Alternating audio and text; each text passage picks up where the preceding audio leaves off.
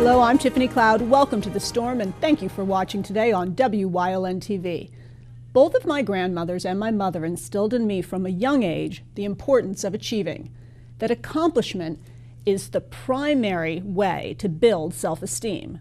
They taught me to strive to be my best and do my best, to be a good role model for others. Women in my family have always been taught about the importance of tradition, but the necessity of charting one's own course and speaking one's own mind. And I'm so grateful to come from a long line of strong women who have passed the torch to others in my family and to me.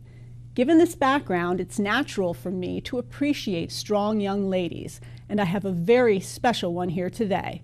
The new Miss Greater Hazleton Outstanding Teen, Emily Seratch, joins me on The Storm right after the break.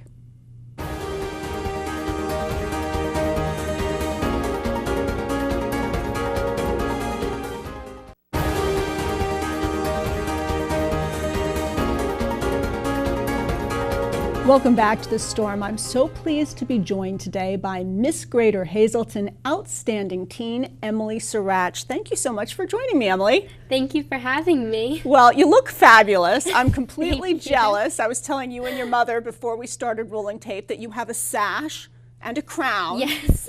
And you're younger than me, and your skin's beautiful and you're gorgeous. And so I'm already starting with a low ego, but I'm sure we'll muddle through somehow. I should disclose to the audience that I've known Emily for quite a number of years. Her mother and I have played many a round of golf together. And my husband and I, before he deployed to Afghanistan, we dined with you and your parents and your siblings at your house. And your mom made the best lobster ever on New Year's Eve. So, you know, we think highly of the Seratch family and consider them dear friends. And because of that, obviously, we're extra excited that you are the new Miss Teen, Greater Hazleton Outstanding Teen. What's it been like? It's been pretty crazy. Every day I just wake up and I see my crown sitting there, and I don't even know if it's set in yet that this has happened. It's pretty exciting. Well, we're really happy for you. We're going to definitely talk all about the pageant, but before we get into it, I'd like the audience to hear a little bit about you in terms of where you're going to school, what your interests are, things like that. Well, I go to school at MMI Preparatory School. I'm in 11th grade, so I've been there since 6th grade, and I love it. It's great. I love theater. I live for theater. I've been performing at the Pennsylvania Theater of Performing Arts on Broad Street since I was 5, so I've been with them a while, and that's actually why I chose my platform for this pageant, because I have a lot of interest in my community and the theater. So yeah, and we're going to definitely talk a lot about your platform because I think it's a really interesting one, and I can't wait to hear how you plan to promote it more. Now, you said you're an 11th grader, so 11th grade is a tough year because that's when all the looking at job stuff and the SAT stuff and all that, the pressure starts hitting, yes? Yes, it does. Do you have any ideas as to where you want to go or what you want to do, what you want to study? I plan on studying business and most likely materials engineering, which is like chemistry and studying plastics and metals before they're metals, so they're studying like the basis of them. And I actually toured at Ursinus yesterday, and I love the campus. I just wish it had a bigger theater. So if I can find that school with a larger theater, that'll be where I'm going. That's my dad's alma mater. So is it if really? you're interested in applying there, Dad, we need a letter of recommendation. Oh, yes, it is. Yes. Wow. So we'll have to chat afterwards. Okay. Yeah, it's a great school. It's a fabulous school. Yeah, it was gorgeous. Yeah, and there are a lot of wonderful schools, too, with theater companies. You know, Yale has a wonderful theater company. A lot of them do. So I am sure, I have no doubt, knowing that all of the Seratches are great overachievers and, you know, just do so well at everything that you do. I have no doubt that good things are going to happen to you. Now, let's get into the pageant chat. So I know this was your first voyage into the pageant world, which, wow, for your first voyage. Tell me how you got into pageants and even found out about this. Well, I did pageants when I was younger. Oh, you did? I apologize. For a couple of years when I was like 7 maybe. Mm-hmm. So I was very shy as a kid, and my mom just kind of said, you know, pageants, this is a natural pageant. Maybe it'll boost your confidence because you had to do stuff on stage, have interviews. And then I competed for a couple of years and I won. And then I competed for a couple of years and nothing ever came of it. So I kind of stopped. And then this pageant, actually Dr. Jill Snyder, came and told me about the pageant, and I was like, oh, okay.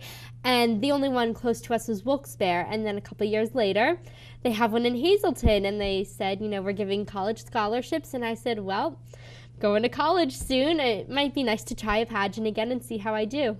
Yeah, well, and I should say Dr. Jill Schneider, who's also a friend of all of ours, is the former Mrs. Pennsylvania. Yes. And she did a little bit of coaching, I understand. She did. And I bet she was a fantastic coach. I mean, what sort of tips did you get from her? She came to my house and said, okay, we're going to go through all your outfits. We're going to go through your walk. We're going to go through your introduction. And she gave me a stack of index cards with interview questions on them and said, here, review them all every day.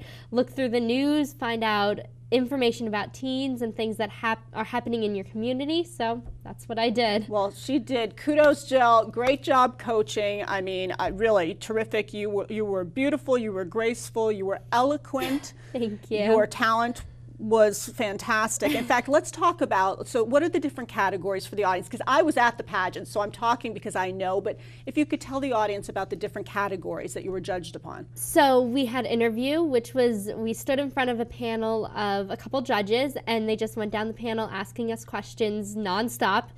And then we had fitness wear, where we wore yoga pants and a tight tank top and did a fitness routine that we learned that morning.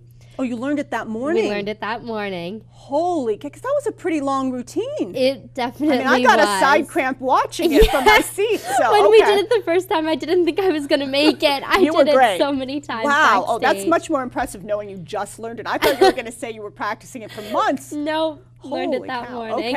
Okay, so fitness. And then we had talent, which actually counts for 35% of our score, which is kind of crazy in my opinion, but you can do anything for talent. A girl did baton, I sang. There were a lot of tap dancers. Yes, a lot of tap dancers. Tap dancing is a big thing. And you very humbly went right by. I sang. Well, no, you are a singer. You have sung in past, am I correct, in Carnegie Hall. Carnegie Hall. So, you're quite a singer. And your singing is a very much a show Broadway almost. Musical theater, thank you. Okay, I mean, it was fantastic. You were wonderful. What a voice. Powerful voice for a little lady. And then there was what, evening gown? Evening gown and on-stage question. Oh, okay. And what made you, I know you wore a beautiful shade of blue, a little different than this shade, but also beautiful. What made you choose that color? Was that the coaching of Dr. Schneider? Did you want blue? I actually normally look really good in orange, but I was with my mom and a friend. We went to Philadelphia for the weekend, and we went to a dress store, and we kind of thought we were going to do the pageant, so we kind of looked at a dress for the pageant, and this one came up, and it just looked so elegant and flowy, and my mom was like, that looks really nice on you. And I said, well, I mean, the color's pretty. I like the dress. And it had just enough stones, not too many, not too flashy. So that's how we decided. It was nice and exactly enough sparkle for the stage, but not like sequins threw up all over you, which was good. Right. Well, and the other thing I had never thought about, being new to even watching pageants. I mean, I was in one little one once. I was in the Junior Miss like about 1,000 years ago. And and I did break dancing for my talent, and let's just say I can't dance. It was just, but judges interview, I did well. That I did well, but no, talent, horrible I was. So I needless to say, did not get a crown out of it. But I didn't realize sitting in the audience watching the curtain color too. You have to factor that in with what you're wearing, because if you wear a dark color or black, if it's a black curtain or a red curtain, it depends. You could blend in and not be seen.